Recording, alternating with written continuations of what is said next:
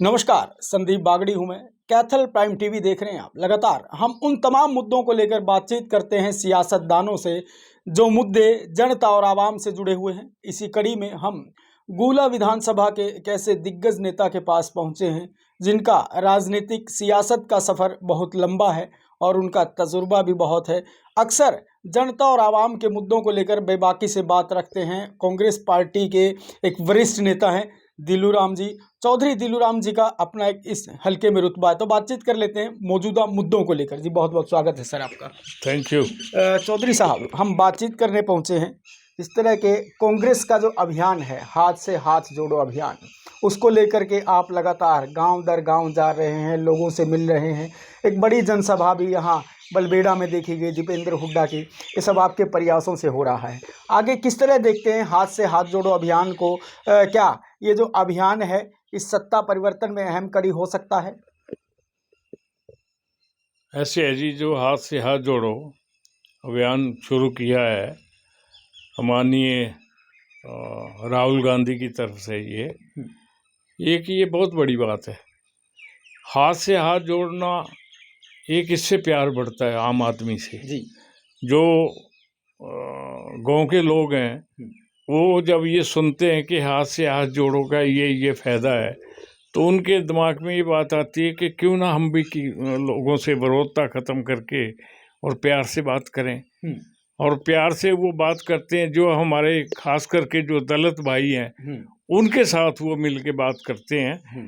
तो इसका उन जो दलित जो हमारा समाज है उसको इसका बहुत फ़ायदा है हाथ से हाथ जोड़ने का। तो इस करके ये इसके लाभ हैं, इसके फ़ायदे ही फ़ायदे हैं। हाथ से हाथ जोड़ने में जो ये शुरू काम किया है, और इससे हमारे जो प्रधान हैं कांग्रेस के भाई उदय भान जी, जो अध्यक्ष हैं हमारी पार्टी के, उनका भी प्रयास यही है कि ज़्यादा से ज़्यादा लोगों को मिलाया जाए और ज़्यादा से ज़्यादा लोगों को इसके बारे में बताया जाए कि हाथ से हाथ जोड़ने का ये बेनिफिट मिलेगा, ये फ़ायदा मिलेगा। जी सर, मेरा सवाल ये था कि जिस तरह से कार्यक्रम तो अच्छे चल रहे हैं, लगातार बड़ी भीड़ होती जा रही है, सत्ता परिवर्तन क्या हो जाएगा इनसे? और सत्ता परिवर्तन की बात करें तो जिस तरह आप आमतौर पर कहने लगे हैं कि अब की बार 80 पार हुड्डा सरकार, तो कैसे देखते हैं इस बात को आप? ये बिल्कुल आपने सही बात कही है कि अब की बार 80 पार हुड्डा सरकार, इसमें कोई शक वाली बात नहीं। लोगों के दिमाग में ये बात है कि साल भर इलेक्शन में पड़ा है कि अभी क्यों ना इलेक्शन हो जाए, ताकि जो हमारे अंदर की बात है वो हम पूरी कर लें। लोगों के अंदर बहुत रोष है। आज गरीब आदमी इतना पीड़ित है कि हर चीज़ इतनी महंगी होगी कि वो बेचारा उसको अफोर्ड ही नहीं कर सकता। वो बच्चों की पढ़ाई कराए या अपना रसोई का काम चलाए, बुरा हाल है। बैंकें दिहाड़े हैं, पैसा कहीं से मिलने हैं, सारे कारोबार जितने वो ठप हैं। और इस सरकार की जो नीति है, जो कहते कुछ है ये करते कुछ है। हाँ, कहा तो इन्होंने ये भी था कि महंगाई कम कर देंगे, सिलेंडर के दाम बढ़ गए, बहुत सी महंगाई बढ़ गई सर। मैं वहीं तो आ रहा हूँ ना, क्योंकि ये कहते कुछ है करते कुछ है। इन्होंने ये कहा था कि अब हमारी सरकार जब आएगी तो हम महंगाई को कम करेंगे 100 दिन में। हाँ, 100 दिन के अंदर एक इन्होंने वो टारगेट बनाया था कि 100 दिन के अंदर अंदर हम महंगाई कम कर देंगे। क्या महंगाई कम होगी? इनका झूठ बोलना, ये जो आरएसएस के लोग हैं, इनका झूठ बोलना एक पेशा है, और ये ज़्यादातर झूठ से काम बात शुरू करते हैं और झूठ पे ही ख़त्म करते हैं। इन्होंने ये देखो, महंगाई सिलेंडर जब 2014 में माननीय हुड्डा साहब की सरकार थी तो ये 450 रुपये का सिलेंडर भी था। आज वो सिलेंडर का रेट जो है उनका 1150 रुपये का हो गया है। गरीब आदमी ने सिलेंडर छोड़ दिया है, फिर उसी तरह वही अपनी लकड़ियों पे जब वो चूल्हा जला के और वो अपना खाना वो बनाना शुरू कर दिया है। तो इस करके ये लोग कहते कुछ हैं और करते कुछ हैं। कांग्रेस की नीति जो है उससे लोग बहुत खुश हैं, क्योंकि कांग्रेस की नीति गरीब आदमी के पक्ष में रही है। और हमेशा ही कांग्रेस ने गरीब का ही साथ दिया है, गरीब का ही काम किया है। और आज पूंजीपति जो है, दो आदमी है, अडानी अबानी है, इस तरह के लोग हैं जिनके हाथ में ये सारा धंधा जाई जा रहा है। तो कभी किसी को नोटबंदी में उलझा देता है, कभी कहीं उलझा देता है। अब देखो, पहले वो नोट 2000 का, पहले 1000 का बंद करके 2000 का चलाया, अब 2000 का बंद कर रहा है, कहता है जी 2000। अब जिनके पास नोट है वो तो उनके बड़े बड़े आदमी के पास है, गरीब आदमी के पास कहाँ है? किसान के पास नहीं है, मजदूर के पास नहीं है, छोटा जो दुकानदार है उसके पास नहीं है, जो दलित है उसके पास नहीं है। तो ये ऐसी ऐसी चीज़ों के लिए ये जुमलेबाजी करते हैं और जुमलेबाजी में ये उलझाते हैं। अब के इनकी जुमलेबाजी चलने वाली नहीं है, क्योंकि कर्नाटका में आपने देख लिया, कर्नाटका में इन्होंने इतना जोर लगाया, लेकिन उन लोगों ने इनकी एक नहीं सुनी। ठीक है, तो वहां पर 133 सीटें दे दी, तो देखो बहुमत से भी ज्यादा दे दी। तो यहाँ भी ऐसा ही होगा, यहाँ भी जो है हरियाणा में ये ऐसा ही होगा, क्योंकि जब भी ये इलेक्शन आएगा, अभी जल्दी 9-10 महीने इलेक्शन में रह गए हैं, तो यहाँ भी ये आपने जो कही है ना, वे अब के 80 पार हुड्डा सरकार, इसमें कोई शक वाली बात नहीं, लोगों के दिमाग में ये बात बैठ चुकी है। और हुड्डा साहब ने ये कहा कि मेरी सरकार अगर जब बनेगी तो मैं ये फैसिलिटी इन लोगों को दूंगा। पहले तो आते ही 300 यूनिट जो बिजली है वो फ्री करूंगा, और उसके बाद जो ये सिलेंडर आज 1150 पे है, इसको मैं 500 रुपये लेके आऊँगा। और भी कई चीज़ें हैं, जैसे 100 गज के प्लाट आपने कहा, 100 गज के प्लाट नहीं देंगे, 100 गज के प्लाट दे के उस पे 2 मकान, रसोई और बाथरूम बना के फ्री में देंगे। जो जिनको वो प्लाट मिलेंगे, जो हमारे दलित भाई हैं उनको वो फ्री में देंगे, उसके ऊपर कोई उससे पैसे नहीं लिए जाएंगे, कोई कॉस्ट नहीं होगी, वो सारा का सारा सरकार करेगी अपने आप। तो ये चीज़ें हैं जो कि सरकार करने जा रही है, खास करके गरीब आदमी के लिए। किसानों के ऊपर ये जो वैट लगा रखा है, ये इसको कम करेंगे, इसके डीजल तेल पे कम करेंगे, और भी कई चीज़ें हैं जिनके ऊपर ये MSP जो है वो हर फसल पे लागू करेंगे, किसी पे नहीं छोड़ेंगे। तो कई चीज़ें 20 सूत्री प्रोग्राम है, तो 20 सूत्री प्रोग्राम में बहुत कुछ आता है, तो वो सब भी करेंगे। चौधरी साहब, अपना एक बड़ा तजुर्बा है राजनीति का, 8 से 9 बार आप चुनाव लड़ चुके और लगातार लड़ चुके हैं। मेरी तो जितनी उम्र है, मुझे लगता है मेरे जहन में कोई ऐसा नेता नहीं है जिसने लगातार इस तरह इतने चुनाव लड़े हुए। एक मुख्यमंत्री जन संवाद कार्यक्रम कर रहे हैं, जन संवाद कार्यक्रम में मुख्यमंत्री की जो शैली है, मुख्यमंत्री जी का बोलने का जो तरीका है, लोगों को धमकाते हैं, इस बात को कैसे देखते हैं? क्या ऐसा जनप्रतिनिधि होना चाहिए, या फिर अगर ऐसा जनप्रतिनिधि हो तो कैसा भविष्य होता है इन लोगों का? अब ये देखिए, आपने बात छेड़ दी। अभी पिछले दिनों सिरसा के अंदर गया माननीय मुख्यमंत्री। लोग तो आएंगे, जो फरियादी हो तो फरियाद लेके आएगा, तो किसके पास आएगा? मुख्यमंत्री के पास ही आएगा, मंत्रियों के पास आएगा। जब MLA नहीं सुनेगा तो मंत्री के पास जाएगा, जब वो मंत्री नहीं सुनेगा तो मुख्यमंत्री के पास जाएगा। अगर मुख्यमंत्री इस तरह का व्यवहार लोगों के साथ करने लग गया, धमकाने लग गया, वो औरत ने बेचारी ने क्या कहा?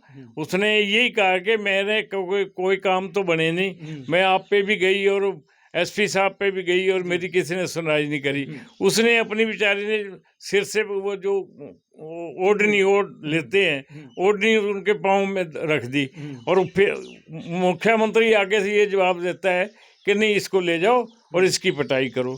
क्या जो मुख्यमंत्री की ये जो भाषा है, ऐसे बोलते हैं मुख्यमंत्री? ऐसे नहीं बोलना चाहिए, बड़े साफ तरीके से बोलना चाहिए। मुख्यमंत्री को तो अपना ओहदा देखना चाहिए कि वो आज वो BJP का या RSS का मुख्यमंत्री नहीं है, वो सभी रहने के जितने लोग हैं सबका मुख्यमंत्री है, हमारा भी है, उनका भी है, लेकिन सबकी सुननी चाहिए। सुन तो लो अगले की, करो ना, जो नहीं बनता तो वो उसको जवाब दे दो, भाई ये बात ऐसे बनेगी। लेकिन पहले फरियादी की फरियाद तो सुन लो, अगला फरियाद लेके आया है उसकी सुन तो लो। तो ये तरीका गलत है इसके धमकाने का, ये कोई तरीका थोड़ा है। बिल्कुल। चौधरी साहब ने एक बात कही कि मुख्यमंत्री पूरे हरियाणा के हैं, किसी एक वर्ग विशेष या राजनीतिक पार्टी के नहीं है। चौधरी साहब, मेरे जहन में एक बात आ गई कि जिस तरह से जो राजनीतिक कार्यक्रम होते हैं, प्रधानमंत्री जब से नरेंद्र मोदी बने हैं तब से चुनावी मोड में रहते हैं। लोग कहते हैं कि अगर सरपंची के चुनाव में भी प्रधानमंत्री को बुला ले तो वहां पर भी प्रचार करने पहुंच जाएंगे। क्या ऐसा होना चाहिए कि एक प्रधानमंत्री अपने पद की गरिमा को छोड़कर पूरी तरह से राजनीतिक उसमें रैलियों के मोड में रहे? कैसे देखते हैं इस बात को? ऐसे है, ये हमने पहली दफा ऐसा प्रधानमंत्री देखा है जो कि झूठ बोलता है, झूठ से ही शुरू करता है, झूठ पे ही खत्म करता है। और वोट मांगने के लिए ये बात आपने सही कह दी कि अगर सरपंची के इलेक्शन में भी ऐसे इन्होंने कर्नाटका में ऐसे ही किया है, घर घर जाके वोट मांगे मुख्य इसने प्रधानमंत्री ने नहीं जैसे सरपंची के लिए वोट मांगते हैं कर्नाटका में ऐसे मांगे, लेकिन उन लोगों ने इसकी एक नहीं सुनी। तो ये वोटों के लिए प्रधानमंत्री सारे देश का है, उसका एक ओहदा है, और लेकिन अपनी गरिमा को तो पूरा रखे भी, कहाँ उसने काम करना है कहाँ नहीं करना। ये तो ऐसे चल पड़ता है जैसे एक फकीर की तरह भी, चल मैंने तो वो वोट है मांगनी है। अभी वोट मांगनी है तो फिर प्रधानमंत्री की चीज का भी पार्टी का प्रधान बन जाए, पार्टी का प्रधान बन के जो मर्जी करे, उसको तो कोई रोक टोक नहीं कर सकता। लेकिन एक प्रधानमंत्री होके इस तरह का रवैया करना ये देश के लिए भी हानिकारक है और उसके लिए खुद के भी हानिकारक है। राष्ट्रपति जी को यहाँ पर आमंत्रित नहीं किया गया। संसद भवन का जब उद्घाटन किया गया, इस बात को ठीक मानते हैं आप? भारत के लोकतंत्र में एक सबसे पूजनीय स्थल है और सबसे बड़ा पूजनीय स्थल राजनीति के हिसाब से माना जाता है, उसमें महामहिम को आमंत्रित न करना कैसे देखते हैं सर? देखिए, आधारशिला इन्होंने रखी, ठीक है, प्रधानमंत्री ने आधारशिला रख दी संसद भवन की। संसद भवन की जो ओपनिंग करनी थी वो महामहिम राष्ट्रपति से करवानी थी। ये जो कुछ किया क्यों कि उससे क्यों नहीं करवाया गया कि वो एक दलित है, आदिवासी है, इस करके उससे नहीं करवाया गया। क्योंकि ये सोचते हैं कि दलित और आदिवासी से करवाएंगे तो ये अछूत है, ये उसमें नहीं आती, क्योंकि पंडितों के चक्कर में आ जाते हैं ना। अब पंडित तो ये कहते हैं कि किसी दलित से कोई भी हम उनकी पूजा जो है ना वो नहीं करवानी, और नहीं करवानी तो उसको राष्ट्रपति क्यों बनाया? इतना बड़ा, आज वो सबसे प्रथम लेडी है हिंदुस्तान की सबसे, और उससे फिर राष्ट्रपति क्यों बनाया? उसकी भी इसमें इंसल्ट है और सारे देश की इंसल्ट है। ये बहुत घृणीय काम किया इन्होंने, अच्छा काम नहीं किया, गलत ही है। यानी कि डॉक्टर बी.आर. अम्बेडकर ने जो सभी को सद्भावना से रखने का सपना समझा हुआ था, उसका भी पूरा नहीं कर पाए हैं। भाजपा कहीं ना कहीं उनके सपनों को रौंद रही है। ये इसमें कोई शक वाला नहीं, डॉक्टर भीमराव तो इसने कहा भी सभी एक समान है और सब व्यक्ति है, और ये तो आगे इन्होंने ये किया है ये कि उसका भी ये जो ने अपमान किया उस पर भी नहीं ठीक चले, गलत किया है ये। और इससे ये इसको इनका ये जो उन्होंने राष्ट्रपति से इसकी ओपनिंग नहीं करवाई, इसका इनको ख्वाजा भुगतना पड़ेगा। लोगों के अंदर बहुत गुस्सा है और खास करके जो दलित वर्ग है उसके अंदर तो और भी ज़्यादा गुस्सा है। सर, जिस तरह हम बातचीत करें, तमाम मुद्दों को लेकर चर्चा कर रहे हैं, मौजूदा जहां पर हम बैठे हैं वहां के हालात की बात करें तो जिस समाज से आप आते हैं, किस तरह से आपने राजनीति की शुरुआत की और कहां तक पहुंचे, कितना उचित माहौल मानते हैं गरीब आदमी को एक अच्छे पदों पर पहुंचने के लिए? कितना उचित माहौल दे रही है ये सरकार, जो भाजपा सरकार है? भाजपा सरकार में किसी भी गरीब आदमी को कोई भी स्थान नहीं दे रही, क्योंकि ये भी वो ये ना आगे बात ये असली ये है कि ये जो आरएसएस है ना, इनकी सोच दूसरी है और कांग्रेस की सोच अलग है। क्योंकि दलित को जो बेनिफिट मिल रहा, फायदा मिलना है, वो कांग्रेस पार्टी दे सकती है। बाकी ये जो बीजेपी वाले हैं, जो आरएसएस वाले हैं, इनसे उम्मीद भी नहीं लगा सकते और ना ये दे सकते हैं। तो जिस तरह 2024 के चुनाव के लिए भाजपा भी गुपचुप तरीके से जो है तैयारी कर रही है और बड़े बड़े जो कार्यक्रम करने शुरू कर दिए हैं, हो सकता है कि लोकसभा चुनाव के साथ जो है चुनाव विधानसभा के भी हो जाएं, तो आप और कांग्रेस पार्टी कितना तैयार है? कांग्रेस पार्टी हमेशा ही तैयार है। अगर ये लोकसभा के साथ विधानसभा का चुनाव कराएंगे तो हमें बड़ी खुशी है और बढ़िया है, लेकिन इनको पता लग जाएगा आटा दाल का और उसका रेट का भी, कैसे लोगों के साथ वो जो है ना छल किया जाता है। और छल करने का लास्ट में भुगतना ही पड़ता है। झूठ तो जब एक दिन तो सामने आएगा ही आएगा। जी। अब लोग समझदार हो गए हैं, अब लोग पहले वाले नहीं हैं। हम्म, अब पढ़े लिखे लोग हो गए हैं कि बच्चे पढ़े लिखे हो गए हैं। पहले लोग भोले भाले थे, जैसे उनको कहते थे ऐसे कर लेते थे। आज जो युवा पीढ़ी है वो सारी पढ़ी लिखी है, जी। वो नहीं आती इन बातों में। इस करके इनको पूरी दंड देंगे और इनको मुंह की खानी पड़ेगी। पहले सिलेंडर 1 रुपया महंगा हो जाता था। वो नरेंद्र मोदी प्रधानमंत्री बनने से पहले कहते थे, जहां वोट डलती थी, कि एक बार जरा सिलेंडर को प्रणाम करके वोट डालने जाइएगा। गूला के लिए मैं शायद ये सोचता हूं कि अब तो लोग इस सड़क को प्रणाम करने के बाद फिर वोट डालने जाएंगे। हाँ, ये बात ठीक है। सड़क अभी सारा हालात खराब है सड़कों के। आप भी चले देख के आए हो सारा। बिल्कुल। और खास करके जो गोला से चीका की वाली है, इसका भी हालत खराब है। सरकार का इस तरफ ध्यान ही नहीं है। सरकार कहती है इतने डेवलपमेंट कर रहे हैं, इतने डेवलपमेंट के। आप मैं सारे कैथल की बात ले लो, कैथल में क्या डेवलपमेंट हुई है पहले ये बताओ। जो डेवलपमेंट हुई है कांग्रेस के टाइम ही हुई है। और ज्यादातर रणदीप सुरजेवाले ने, क्योंकि वो मंत्री थे, उनके टाइम हुई है। बाकी तो किसी ने कुछ किया ही नहीं है। हाथ पे हाथ धर के बैठे रहते हैं। आज उसके पास वो भाई बना लीलाराम जी, उसके बाद जाती हूँ, कहते मेरी नहीं चलती। एक वो मैडम जो मंत्री बनी हुई है, वो क्या नाम है उसका, कमलेश डांडा, उसके पास लोग जाते हैं, वो कहते हैं मेरी नहीं चलती। भाई किसकी चलती है पहले ये तो बताओ, चलती किसकी है। खट्टर साहब की खूब चल रही है लोगों को पिटवाने के लिए। अब खट्टर साहब तो लोगों को पटवाने के लिए, वो तो मुख्यमंत्री है, उसकी तो चलेगी। लेकिन वो उसका डंडा चलता है, उसका काम नहीं चलते। उसका डंडा चलता है, वो डंडा चलाता है लोगों पे, डंडे से काम लेता है। कहता नहीं करोगे तो ये डंडा देख लो। क्योंकि आरएसएस वाले पहले डंडा रखते थे कांच में, यहाँ तक कि इनकी निक्कर होती थी, एक इनके बाद डंडा होता था इतना। और वो डंडा इस करके रखते थे कि जो को आएगा नहीं काम करेगा तो इस डंडे से पिटाई करेंगे। वो डंडा लेके चल रहा है। ये आरएसएस का पक्का भगत है, ये आरएसएस का मेंबर है। माननीय मनोहर लाल जी, जो हमारे मुख्यमंत्री हैं। तो ये खट्टर साहब पक्के आरएसएस के मेंबर हैं। ये कोई छोटी मोटी बात नहीं है, सही करते हैं। डंडे से काम लो, नहीं करता तो डंडे से लो। बिल्कुल बिल्कुल। हाँ? बिल्कुल डंडा कईयों पे चला, चाहे सरपंचों की बात हो, चाहे अध्यापकों की बात हो, बेरोजगार युवाओं की बात हो, महिलाओं की बात हो, योग शिक्षकों की, कईयों पर डंडा चला। लेकिन अब इस डंडे के बाद जो है लोगों के जो है तौर तरीके ये सोच रहे हैं कि अब चुनाव आने जा रहा है तो क्या करेंगे। गोला के लोगों के लिए 2024 के चुनाव को लेकर क्या कहने चाहेंगे आप? गोला के लोगों के लिए उस दिन आपने वहाँ जो थी वो 29 तारीख वाली रैली थी, जो वो हाथ से हाथ जोड़ने वाली बलबेड़ा गांव में, वो आपने देखा।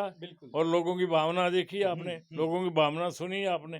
तो ये लोगों के अंदर एक रोष है, गुस्सा है लोगों के अंदर। महंगाई इतनी हो गई है, सारी चीजें महंगी हो रही हैं। खास करके लेडीज के अंदर बहुत गुस्सा है, क्योंकि लेडीज का जो रसोई का ढांचा है वो बिगड़ गया। वो करती कुछ है और रसोई में है कुछ नहीं। और खाने पीने को बच्चे मांगते, लेने वो बच्चे की पढ़ाई के खर्चा दे या रसोई का काम चलाए। इस करके जो गरीब आदमी है वो पिसता है। इस सरकार में बहुत रोष है यहाँ के लोगों का। जब इलेक्शन आएगा तब पता चलेगा इनको कोई कैसे बिकता है और कैसे लोगों के साथ छल करते हैं। जी शुक्रिया सर, धन्यवाद। चलो, तो हम बातचीत कर रहे थे उन तमाम मुद्दों को लेकर जो मुद्दे जनता से जुड़े हुए हैं और आपसे जुड़े हैं। जी हाँ, जो लोग मुझे देख रहे हैं, इन बातों को लेकर आप कैसे देखते हैं, हमें कमेंट के माध्यम से ज़रूर बताइएगा। लेकिन मैं अक्सर कहता हूं कि गांव, गरीब, किसान, मजदूर, उन तमाम मुद्दों पर बातचीत करते हैं हम जो मुद्दे धरातल से जुड़े हुए। इसी तरह धरातल से जुड़े हुए नेता के साथ हमने बातचीत की है। जो इनके द्वारा कही गई बातें हैं, उन बातों को ज़रा जहन में रखिएगा और 24 के चुनाव तक उन बातों को ध्यान में रखकर ही वोट कीजिएगा, क्योंकि जो आपसे जुड़े हुए मुद्दे हैं उन्हीं पर आप वोट कीजिए। कर्नाटक की तरह जो रिजल्ट रहा वो चौंकाने वाले आंकड़े कहीं पर भी आ सकते हैं, बशर्ते जनता समझदार हो।